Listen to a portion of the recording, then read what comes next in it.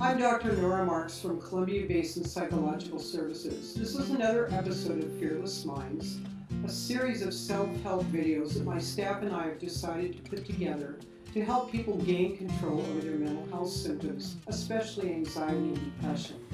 We want to provide some ideas for interventions that people can try on their own.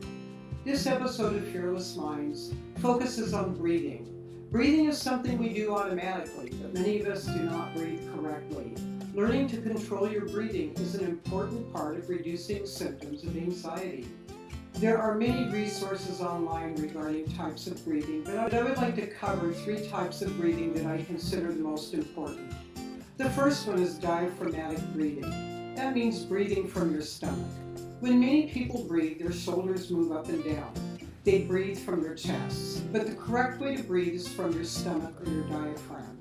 If you watch a baby sleeping, their stomachs move in and out when they breathe, and that's how adults should breathe as well.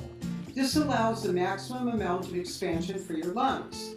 To breathe from your diaphragm or your stomach, sit up straight, breathe in slowly, and push your stomach out, and then when you exhale, bring your stomach in. If you move your shoulders up and down, you're not breathing correctly and you don't get the maximum amount of oxygen in your lungs. Some people find that breathing from their diaphragms helps them feel more clear-headed and more alert. It also helps the next 2 types of breathing be much more effective. The second type of breathing is slow breathing. This sounds simple, but it's important because people, when they breathe rapidly, such as when they're anxious or afraid, don't get enough oxygen in their lungs.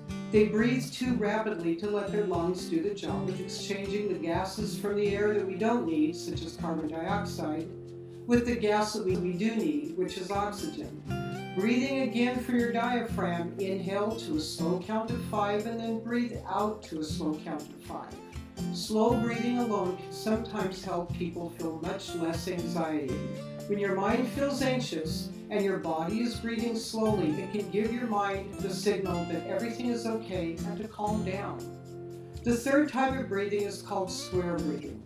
This is not a new technique, but it is extremely helpful for people, especially if they have panic attacks.